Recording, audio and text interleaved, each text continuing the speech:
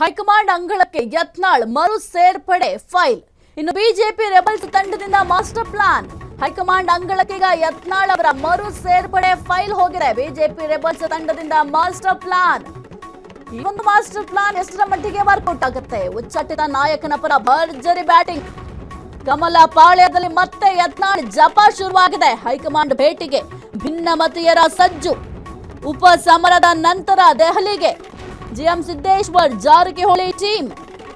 ಯತ್ನಾಳ್ ಉಚ್ಚಾಟನೆ ವಾಪಸ್ಗೆ ವರಿಷ್ಠರ ಮೇಲೆ ಒತ್ತಡದ ತಂತ್ರವನ್ನ ಅನುಸರಿಸಲಿದ್ದಾರೆ. ಹಾಗಾದ್ರೆ ಪಕ್ಷದ ಒಳಗೂ ಹೊರಗೂ ಈಗ ಬಸನಗೌಡ ಪಾಟೀಲ್ ಯತ್ನಾಳ್ ಸೌಂಡ್ ಜೋರಾಗಿದೆ.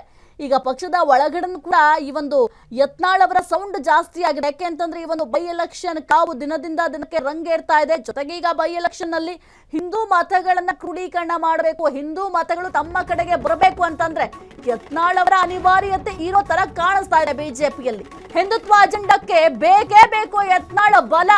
ವರಿಷ್ಠರ ಮುಂದೆ ರೆಬಲ್ಸ್ ವಕಾಲತ್ತು. ವರಿಷ್ಠರ ಮುಂದೆ ಈಗ ವಕಾಲತ್ತು. ಪಂಚಮಸಾಲಿ ಮತ ಬ್ಯಾಂಕ್ ಮೇಲೆ ಈಗ ಕಣ್ಣು. ಯತ್ನಾಳ್ ಬಂದ್ರೆ ಮಾತ್ರ ಮುಂದಿನ ಚುನಾವಣೆಗೆ ಬೂಸ್ಟ್ ಸಿಗುತ್ತೆ. ಚರಂತಿ ಮಠ ಪರ ಯತ್ನಾಳ್ ಅಬ್ಬರದ ಪ್ರಚಾರವೇ ಈಗ ವರದಾನ. ದೆಹಲಿ ದರ್ಬಾರ್ನಲ್ಲಿ ನಡೆಯಲಿದ್ದ ಹೈ ವೋಲ್ಟೇಜ್ ಚರ್ಚೆ ಹಾಗಾತೆ.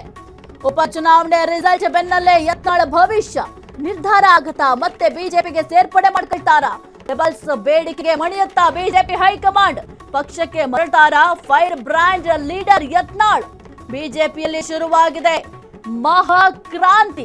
ಇನ್ನು ಸದ್ಯಕ್ಕೆ ಹೈಕಮಾಂಡ್ ಅಂಗಳಕ್ಕೆ ಈಗ ಯತ್ನಾಳ್ ಅವರ ಮರು ಸೇರ್ಪಡೆಯ ಫೈಲ್ ಹೋಗಿದೆ. ಆಲ್ರೆಡಿ ಬಿಜೆಪಿ ಪಕ್ಷದಿಂದ ಯತ್ನಾಳ್ ಅವರನ್ನ ಉಚ್ಚಾಟನೆ ಮಾಡಲಾಗಿದೆ. ಯಾಕೆಂತಂದ್ರೆ ಪಕ್ಷ ವಿರೋಧಿ ಚಟುವಟಿಕೆಯಲ್ಲಿ ಭಾಗಿಯಾಗಿದ್ರು, ಪಕ್ಷದ ವಿರುದ್ಧವಾಗಿ ಕೆಲವೊಂದಿಷ್ಟು ಸ್ಟೇಟ್ಮೆಂಟ್ ಗಳನ್ನ ಕೊಡ್ತಾ ಇದ್ರು, ಶಿಸ್ತು ಕ್ರಮವನ್ನ ಉಲ್ಲಂಘನೆ ಮಾಡಿದ್ದಾರೆಂಬ ಆರೋಪದ ಮೇಲೆ ಅವರನ್ನ ಉಚ್ಚಾಟನೆ ಕೂಡ ಮಾಡಲಾಗಿತ್ತು. ಈಗ ಬೈ ಎಲೆಕ್ಷನ್ಗೆ ಯತ್ನಾಳ್ ಅವರು ಅನಿವಾರ್ಯ. ಬಿಜೆಪಿ ಪಕ್ಷಕ್ಕೆ ಹಿಂದೂ ಮತಗಳನ್ನ ಕ್ರೋಢೀಕರಣ ಮಾಡಬೇಕು ಅಂತಂದ್ರೆ ಹಿಂದುತ್ವವನ್ನ ಪ್ರತಿಪಾದಿಸುವಂತ ಯತ್ನಾಳ್ ಅವರ ಅವಶ್ಯಕತೆ ಇದೆ. ಹಾಗಾಗಿ ಈಗ ಯತ್ನಾಳ್ ಅವರನ್ನ ಮತ್ತೆ ಪಕ್ಷಕ್ಕೆ ಸೇರ್ಪಡೆ ಮಾಡ್ಕೊಳ್ತಾರಾ ಎಂಬ ಪ್ರಶ್ನೆ ಕೂಡ ಸದ್ಯಕ್ಕೆ ಮೂಡ್ತಾ ಇದೆ. ಕ್ಷಣ ಕ್ಷಣದ ಸುದ್ದಿಗಳಿಗಾಗಿ ಫ್ರೀಡಂ ಟಿವಿ ಸಬ್ಸ್ಕ್ರೈಬ್ ಮಾಡಿ, ಲೈಕ್ ಮಾಡಿ ಹಾಗೂ ಫಾಲೋ ಮಾಡಿ. ಹೊಸ ಸುದ್ದಿಗಳ ನೋಟಿಫಿಕೇಶನ್ಗಾಗಿ ಬೆಲ್ ಐಕಾನ್ ಮೇಲೆ ಕ್ಲಿಕ್ ಮಾಡಿ.